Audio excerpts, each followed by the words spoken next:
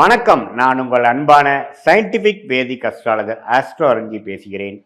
நல்லது நினைப்போம், நல்லதே நடக்கும். தொடர்ந்து நம்மளுடைய சேனல்ஸில் வரக்கூடிய வீடியோஸ்லாம் பார்த்துட்டு இருப்பீங்க நம்புகிறேன்.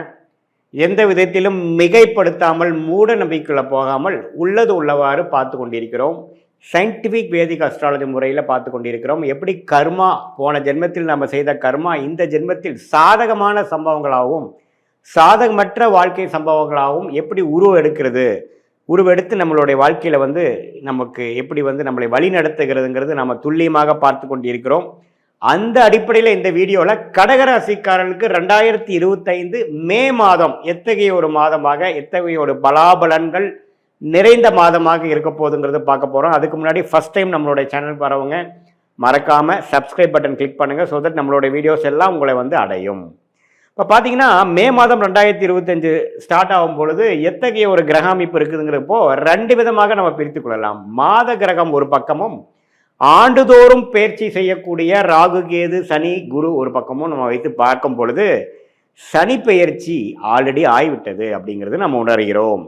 மார்ச் 29, 2025 அப்பவே பார்த்தீங்கன்னா மே மாதத்துக்கு ஒரு மாதம் முன்னாடியே சனி பெயர்ச்சி முடிந்து கடகராசிக்காரர்கள் 2023, 24 படாத கஷ்டங்கள் பட்ட அஸ்தம சனியில் பாதிக்கப்பட்ட கடகராசிக்காரர்கள் படிப்படியாக வெளியில அந்த பிரச்சனையிலிருந்து வெளியில இயல்பான வாழ்க்கைக்குள்ள வந்துட்டீங்கிறது தான் உண்மை. அதை இன்னுமே மிகைப்படுத்தி, இன்னுமே கொஞ்சம் அதிகப்படுத்தி, இன்னுமே கொஞ்சம் நிலைநிறுத்தக்கூடிய, அதை உணரக்கூடிய, அஸ்தம சனி முடிஞ்சிருச்சுங்கிறத உணரக்கூடிய ஒரு மாதமாக, அடுத்த கட்ட நடவடிக்கைக்கு நம்ம வாழ்க்கையை செலுத்தக்கூடிய ஒரு மாதமாக கடகராசிக்காரர்களுக்கு மே மாதம் வருகிறது. ஏன்னு பார்த்தா இதுவரை பார்த்தீங்கன்னா 11ஆம் இடத்துல இருந்த குரு மே 15ஆம் தேதி 12ஆம் இடத்துக்கு 6ஆம் இடத்தோட கனெக்ட் ஆகுது.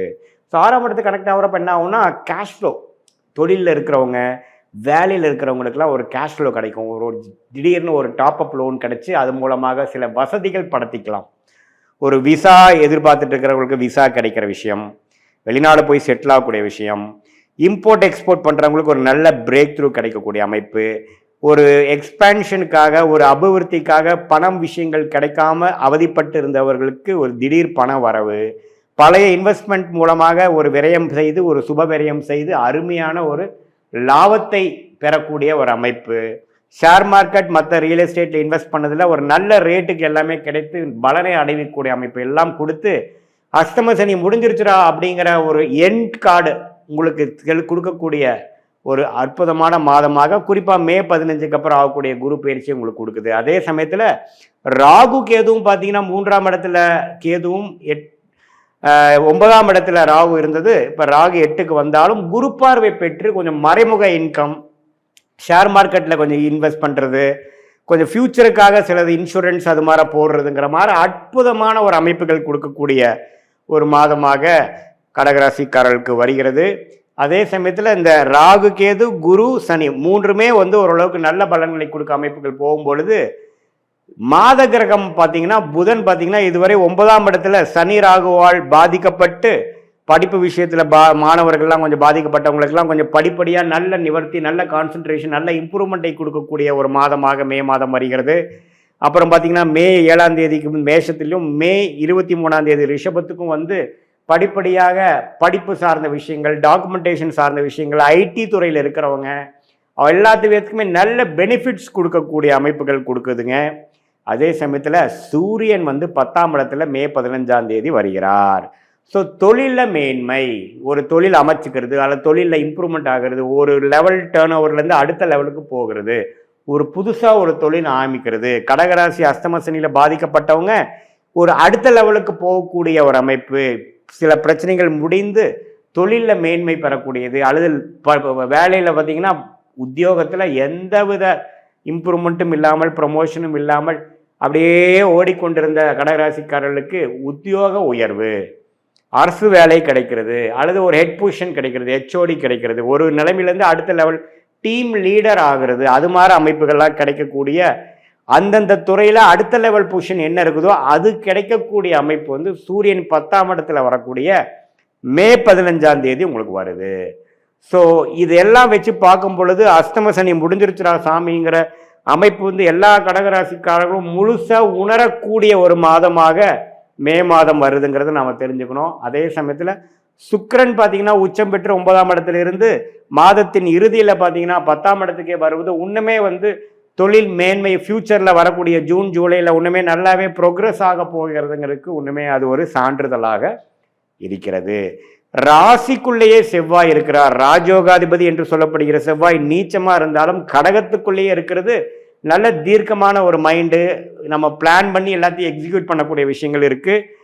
7ஆம் இடம் என்று சொல்லக்கூடிய பங்குதாரர்கள் கணவனாக இருந்தால் மனைவி, மனைவியாக இருந்தால் கணவனை பார்க்கறதுனால சிறு சிறு கருத்து வேறுபாடுகள் வந்து போகலாம். கொஞ்சம் பேசுகிற விஷயத்திலையும் நீங்கள் சொல்லக்கூடிய கருத்துக்களை இன்னுமே கொஞ்சம் தன்மையாக சொல்லி புரிய வைக்க வேண்டும் என்பது நான் உங்களுக்கு கேட்டுக்கொள்கிறேன். மற்றபடி பார்த்தீங்கன்னா எல்லாமே ஓரளவுக்கு சாதகமான ஒரு பலன்களாக தான் சூரியனாக இருந்தாலும் சரி, புதனாக இருந்தாலும் சரி, சுக்கிரனாக இருந்தாலும் சரி, மாத கிரகங்களும் முதலே சொன்ன மாதிரி ஆண்டு கிரகமும் அருமையான ஒரு அமைப்பு நிறைந்ததாக கடகராசிக்காரர்கள் இருக்கு. இந்த ஏப்ரல் மாதம் பார்த்தீங்கன்னா இந்த சனியும் ராகும் சேர்ந்து புதன் சுக்கிரன்லாம் அதில் பாதிக்கப்பட்டு மாணவர்கள்லாம் கொஞ்சம் கான்சென்ட்ரேஷன் பண்ண முடியாமல் கொஞ்சம் எக்ஸாம் ஃபியர், டென்ஷன், இது மாதிரி சில குழப்பங்கள்லாம் நிறைந்த ஒரு மாதமாக ஏப்ரல் மாதத்தில் இருக்கின்ற மாணவர்களுக்கு மே மாதத்திலிருந்து ஓரளவுக்கு நல்ல கிளாரிட்டி, அதுக்கு அடுத்து வரக்கூடிய காம்படிட்டிவ் எக்ஸாம்ஸு, என்ட்ரன்ஸ் எக்ஸாம்ஸு, போகக்கூடிய எல்லாமே ஃப்யூச்சரில் படிக்கக்கூடிய அமைப்புகளில் ஒன்று கொஞ்சம் கிளாரிட்டி, அது மாதிரி விஷயங்கள்லாம் நன்றாக கொடுக்கக்கூடிய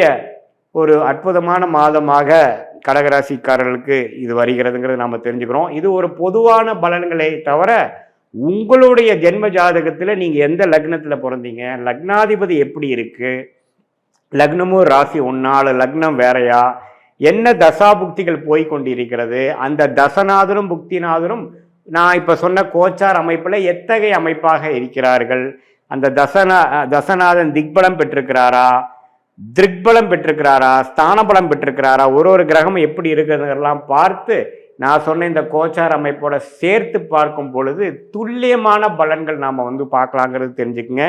அதாவது ஷார்ட் டேர்ம் எப்படி இருக்க போகுது, ஃப்யூச்சரில் லாங் டேர்ம் எப்படி இருக்க போகுது, எது மாதிரி முடிவுகள் எந்த நேரத்தில் எடுக்கிறது நல்லது, எந்த டைரக்ஷனில் வாழ்க்கை போக போகுதுங்கிறதெல்லாம் தெரிந்து அதன் பிரகாரம் உங்களுடைய வாழ்க்கையை அமைச்சுக்க போகும்பொழுது உங்களுடைய பொட்டன்ஷியலை நீங்கள் சீக்கிரமாக எளிதாக ரீச் பண்ணி எதிர்நீச்சல் போட்டு போராடாமல் கடவுளோட பிளான் என்னவோ அதுக்கு தகுந்த மாதிரி நீங்களும் போய் பெனிஃபிட் அடையலாங்கிறது நான் சொல்ல விரும்புகிறேன். இது வந்து ஒரு பொதுவான பலன்கள்ங்கிறது நீங்கள் அறிந்து கொள்ள வேண்டும்.